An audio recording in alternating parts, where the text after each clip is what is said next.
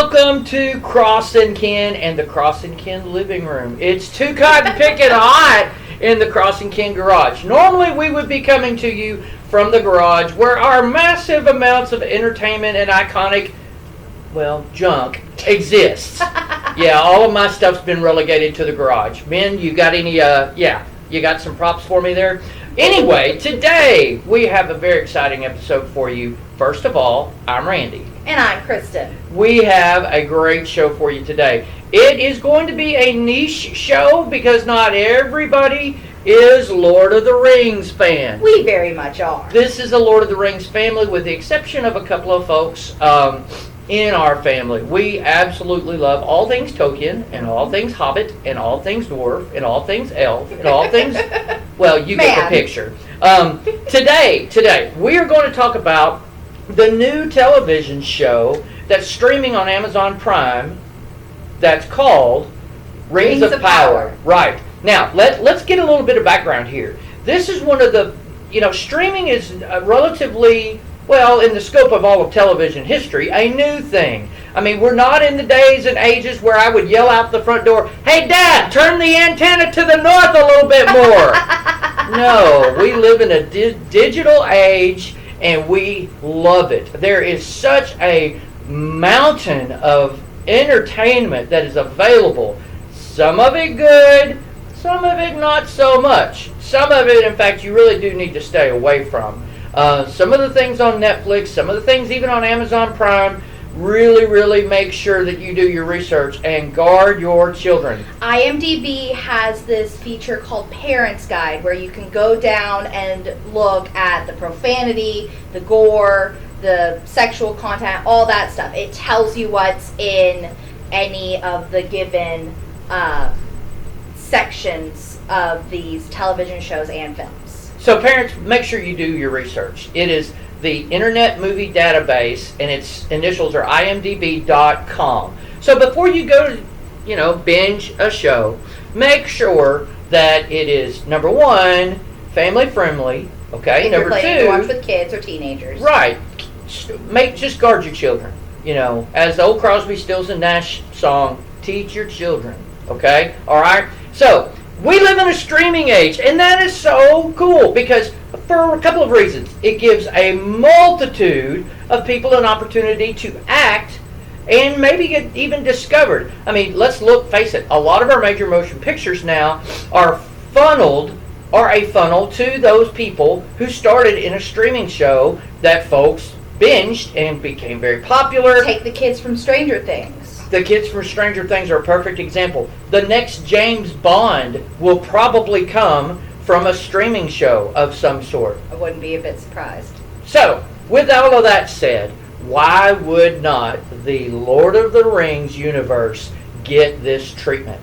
J.R.R. Tolkien did so many appendices and drawings and languages to support his fantasy world that there is just a large compendium of material available to support a continuation of this world. In prequel form. In prequel form for this instance. Now, let's do this qualifier. This television show that Kristen's going to talk mostly about today, it has not gone with just out its criticisms. However, we're not sure that those criticisms are founded, so we side on the we love Rings of Power. We're looking forward to season 2. We think that they have built on what was established in Lord of the Rings, the movies, and the Hobbit, and we absolutely affirm this television show. It is one of those you do need to do your IMDb research and then judge for yourself as to whether you have children or teenagers watch it with you. Don't let the internet trolls that say this is bad because it doesn't follow Tolkien step by step. Do not let those trolls tell you that this is a bad show.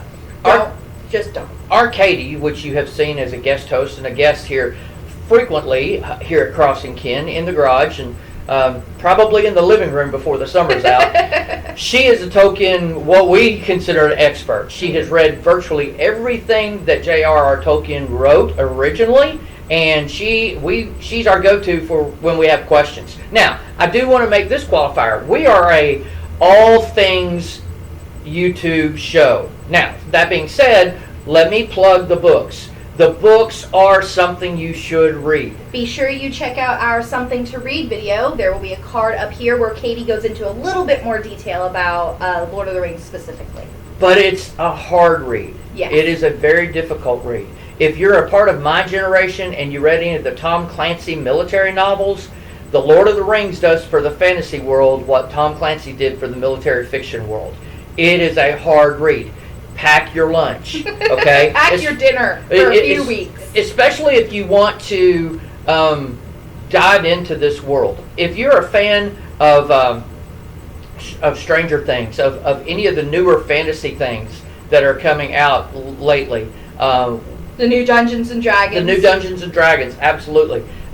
Great film. It also got some criticisms, which we don't think are founded. It's supposed to be a fun film, and it was. Anyway, read the books.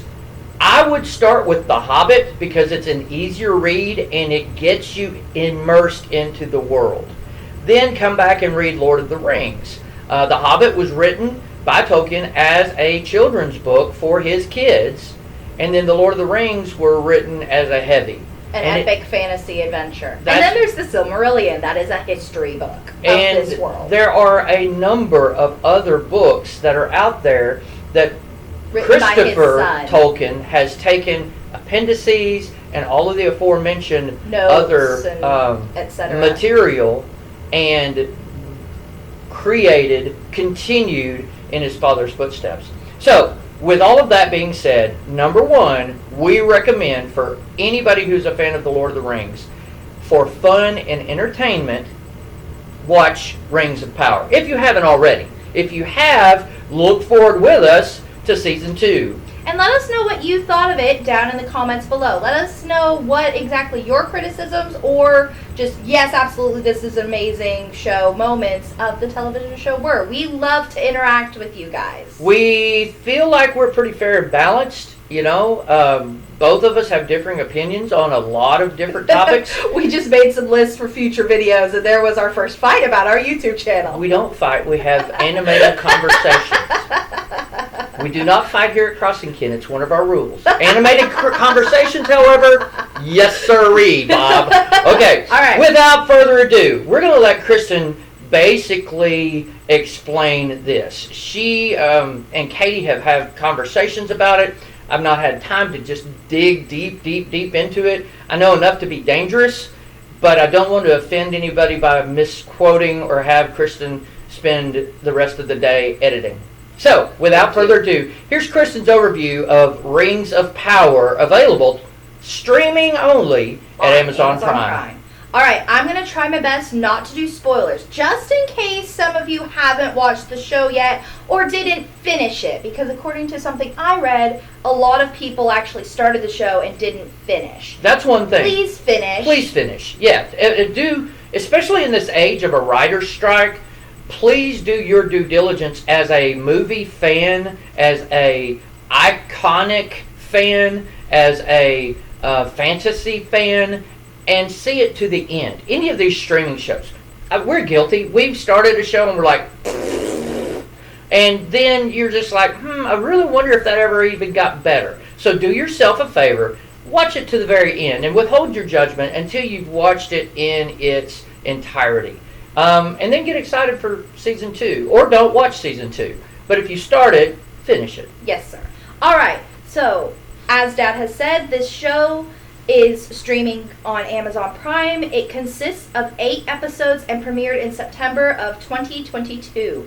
And it currently sits at only a 7.0 on IMDb. I think that deserves at least a couple more points. Is that their rating scale? Yes. Okay. It's out of 10. It's 1 through 10 stars. 10 being the best? Yes. Okay. So 7 is not bad, but it's nowhere near what a Lord of the Rings property should be. Right. We can't stress enough, IMDb is a resource for movie fans. Always. Yeah. All right. So this takes place in what is known as Middle Earth's Second Age. Before Lord of the Rings, it's even before The Hobbit, I believe. It's before most of what happens in the books and films everybody knows takes place. It's before the rings of power were even forged. And it centers on 4 plot lines. The first is Gladriel, played by Morfydd Clark. Forgive me if I mispronounced your name, Miss Clark. It's spelt funny to me. I think you're Welsh, so. But Gladriel and Halbrand, who is played by Charlie Vickers. They are hunting for Sauron, who was thought dead and might not be, according to Gladriel, as well as trying to rally the people of Numenor, who have pretty much left Middle-earth to its orc-infested devices. And just Gladriel and Halbrand make a good duo. They play off of each other very well. Charlie and Morfydd do. Their acting and dynamic is what drew me further into the show once he was introduced in episode 2. He was a highlight especially. And let's go to the point, the orcs in this thing are creepy. Yes, they are terrifying. They are much creepier than kind of the campy ones that you saw in Lord of the Rings and The Hobbit. Those were creepy, but these are creepy on the nth scale. It doesn't help that these ones can't travel by day at all. So they're all covered up with various things. I think some of them are even wearing animal skulls. The costume design, I didn't look up who did the costumes, but whoever did the costumes designs, specifically on the orcs, you did a great job, but you also did a fantastic job on all the elves' outfits as well. All right, plot line number 2 is about Elrond. Yes, Elrond from The Lord of the Rings, who was played by Hugo Weaving and is played by Robert Aramayo in Rings of Power. He is attempting to get help from Dwarf Prince Durin IV. Owain Arthur is who plays him. In order to save a sacred elvish tree. They want to use Mithril, which, people who've seen Lord of the Rings know what that is, to try and save this sacred tree that is dying. And anybody who's seen Lord of the Rings know that the elves and the dwarves don't get along, so all of the interactions between Elrond and Durin are fantastic. Also, lady who plays Durin's wife, you were my favorite. You were my absolute favorite. She goes a long way, Kristen, to showing exactly how good and how necessary supporting characters can be, and how important it is to cast them well. Yes. Absolutely wonderful portrayal. Cast. Absolutely. Her dynamic with Durin, they were one of the best couples of 2022, in my opinion. They had such a great relationship. So that was probably one of my favorite plot lines, just because I love the dwarves. So that was fantastic. All right, plot line number 3 is the plight of the people of the Southlands, who are, bless their hearts, Katie and I have a theory that these people from the Southlands are the beginnings of Rohan, because they're kind of exiled from their land a little bit at the end of the season, so we think at least some of them are going to go and start Rohan, which, given some of the character names in the Southlands, it fits. That's one of the beautiful things about Rings of Power. There are just enough characters that you recognize their names from Lord of the Rings. Elrond. Gladriel. And you got Sauron, for that matter. You have enough name droppings there of these long-living beings that you're connected. The connectivity is there, and then they've gone to great lengths to develop the story around these characters that we already know what their fates will be, but we don't know exactly how their beginnings were. And that's what this show really, really does. But in the midst of this plight of the Southlands, they're getting attacked by orcs. Just all the bad crap is happening for these poor people in the Southlands. We can't stress enough, the orcs are terrifying. Terrifying, utterly terrifying. And 2 of the primary people they're harassing are the star-crossed loves of the elf Arondir, played by Ismael Cruz Cordova. Again, I really hope I pronounced your name correctly. And the mortal woman Bronwyn, who is played by Nazanin Doadi.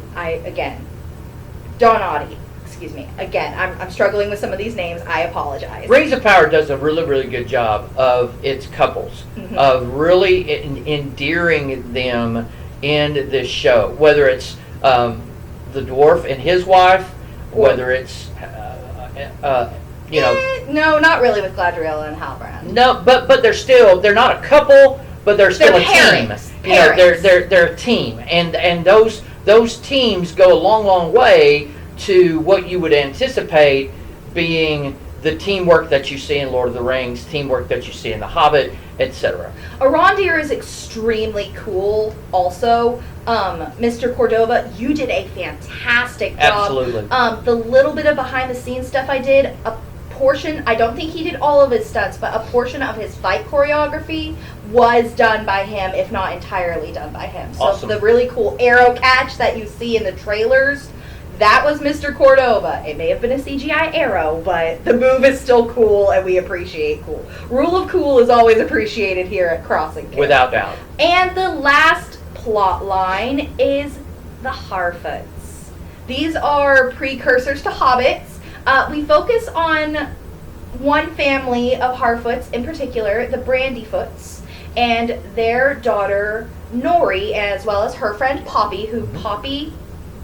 My dear, you have a lovely singing voice. We'll talk about your song in a minute, but sing more, young lady who plays Poppy, because your voice is...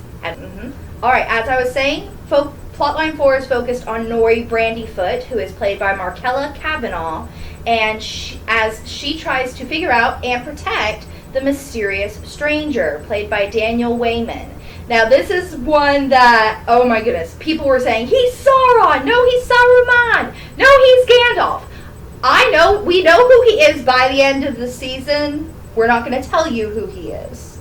Or at least we believe we know, rather. We believe we know, just based on outfit and a certain quote he says and just his overall demeanor. We think we know who he is, but we're not spoiling who he is. All right.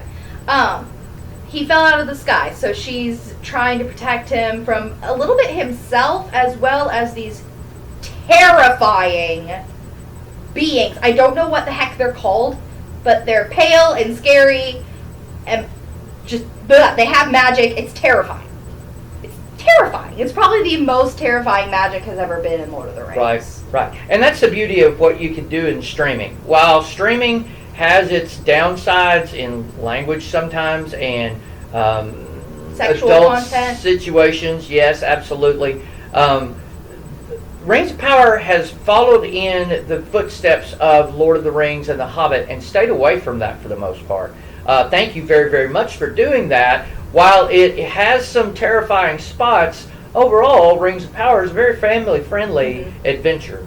So thank you, Amazon Prime, for not succumbing to the temptation that you have done in shows like Citadel. Or Jack Ryan. Two shows that I really, really anticipated, but will not watch just because you can't resist the temptation.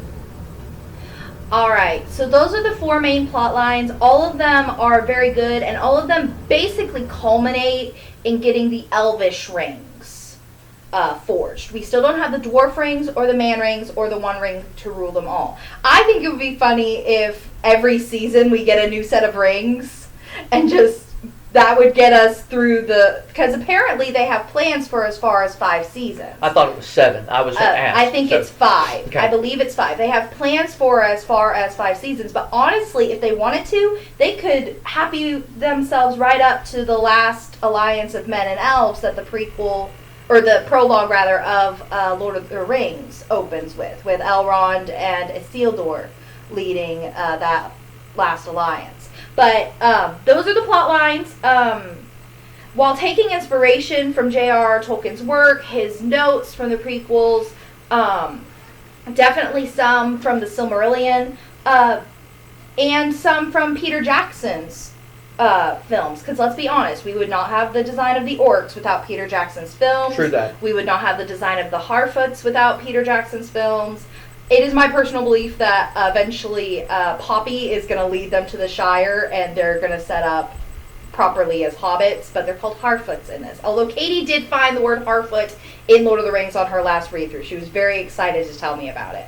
That's Kristen's literary prowess coming through, we don't know what's going to happen. That is a writer's supposition about where she would probably take. That And if is you've watched me. Crossing Kin before, You know I like to do what if. she loves to do what ifs. In fact, go check out her what ifs from our Star Wars month not too long ago. They're fascinating. The show, however, because it mostly takes inspiration from those other works, it does forge its own path. And that's something that they did lead with. They said, yes, we are taking inspiration from what Tolkien wrote. However, we are going to make our own show so that it does not get necessarily lumped in with Peter Jackson's stuff, but more rather can just be part of all of the other works of Lord of the Rings that have happened, because there's an animated version of Lord of the Rings that was produced like back in the 60s or 70s. And there's another one coming. And there's, I think it's about the Rohirrim. Right. There's an animated Rohirrim movie that's supposed to come next year. I think so, yes. Either late this year or summertime next year. So there's a whole bunch of interesting animated and I think even some live action stuff that has happened with Lord of the Rings beyond Jackson's movies. So I wasn't that upset as a fan of Lord of the Rings when they said, yeah, we're going to take inspiration, but we're going to forge our own paths. This is where the internet trolls started happening. Because it was not strictly adhering to the Tolkien lore, they got a little bit upset. And yes, I get it. I'm a Marvel fan, so when some things aren't exactly the way they were in the comics, I get a little upset. But you know what? I take a breath, I watch them, and then I'm like, oh, that was actually an alright change. I can live with it. It's fine. It's grand. And that's why movies tend to be a artwork all of their own. Because they take a source material and you have a writer and director and screenwriters who take and put their own spin on it. I mean, we've seen it in a lot of faith-based films. Or if you happen to be in Pennsylvania or Missouri and have a sight and sound theater, you see these biblical epics put on by the sight and sound folks that take good creative license with biblical narratives. Right now in Missouri at Branson is Esther. We highly recommend that show. If you're in the area or you're vacationing in Branson, take the time to go to Sight and Sound Theater and see Esther. It is a prime example of what Kristen is talking about here. People are very, very passionate about specific things, and we love passion. We're passionate about it here. But don't ever your make passion, a cover. It's never better than the original. Don't let your passion take away from what somebody else may like. But anyway, yes, never let your passion hurt somebody else's viewing experience. Be kind. People like things. It's not a bad thing, internet. It's not a bad thing to like things. And everyone has their own interpretation. Yes. They are welcome to that. It is what makes our world a little bit brighter and especially a lot more entertaining. So, here is my opinion on Rings of Power. Kristen's official review. The acting is great. The story is engaging and easy to follow. They break it up for at least 2 plot lines per episode, so we never feel like there are a million different things going on. Everybody gets introduced, I think, in the first and second episodes, so it never feels overwhelming as far as story getting thrown at you. I'm curious to see if the plot lines ever intersect. Well, they did a little bit with Galadriel's and the Southlands. Yeah. At the end. Right. The Harfoots are going to be a little bit harder to interact. That's but true. Who knows? Nori and the Stranger are now off on their own. And the last thing I want to say, the music by Bear Mccreery is perfection. Absolutely. Especially the song This Wandering Day. Again, it's sung by the character Poppy. I'm sorry I don't know the actress's name. But it is my favorite song. There is also a song that is sung over the credits of the finale called Where Darkness Lies, and it is basically the poem about the rings that from the book, just set to music. And there is also a song called The Cry to the Rocks, where the lady that plays Durin's wife sings this gorgeous operatic or Plead of the Rocks, not Cry. Just gorgeous, operatic, in the Dwarvish language, and it's gorgeous. I got chills when we were listening to it. And all of it's available at iTunes. All of it is available I'm sure on Spotify iTunes, or any Amazon Prime. Bear Mccreery, you did beautifully. Absolutely. Composing this soundtrack and score. And I hope you are on board for next season, and I hope you write us some more songs. And while it is its own individual work, it is so good at continuity with the previous body that Howard Shore set up. It's very, very much like what we have talked about before in most of John Williams' Star Wars things.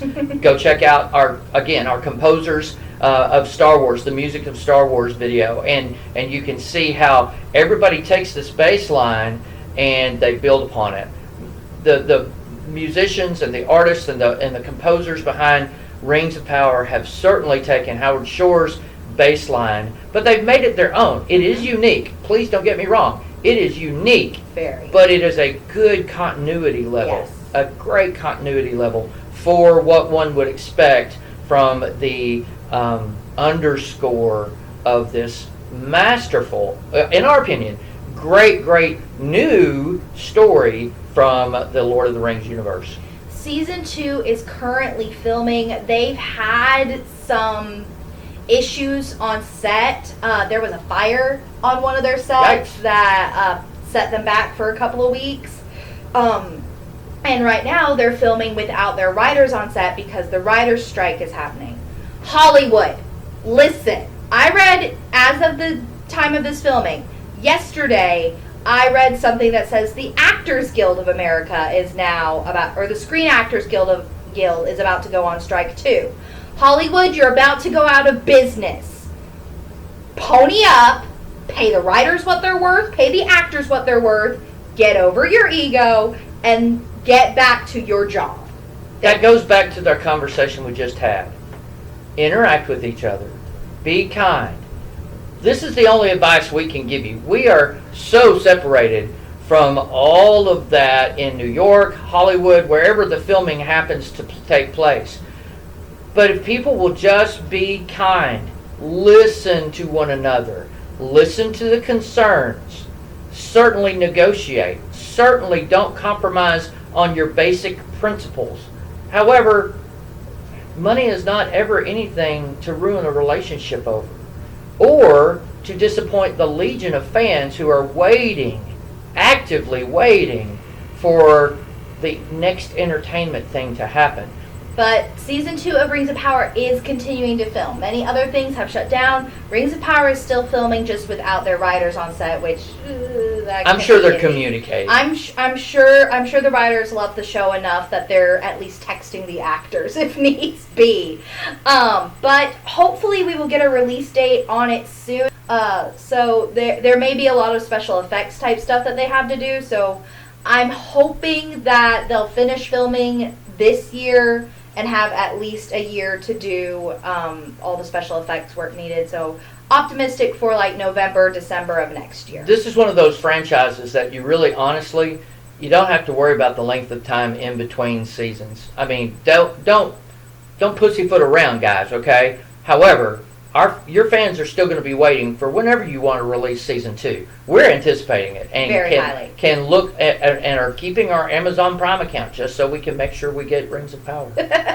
Well, there's also Almost Paradise. There is almost the stuff on freebie. Absolutely. Yep. So that is our review of Rings of Power. We hope that you've enjoyed it. We're 2 thumbs up on this show. We really appreciate their lengths at making sure that it is, while somewhat gross and sometimes a little scary. The battle scenes are awesome. For an adult. Yes. Okay? For an adult. Again, guard your kids. Don't let anybody under the age of 13 watch this show. Yes, absolutely. So, for that, welcome to Rings of Power. We hope that you'll watch the whole season. If you don't even have a clue what we're talking about, start with J.R.R. Tolkien's book, The Hobbit. And go from there. You'll be so sucked in, it'll wind up taking 6 months of your life. But it'll be worth it. Yep. So, for now, from the Crossing Kin living room, because it's hot outside, I'm Randy. And I'm Kristen. We'll catch you next time. See you in 2 weeks. Bye.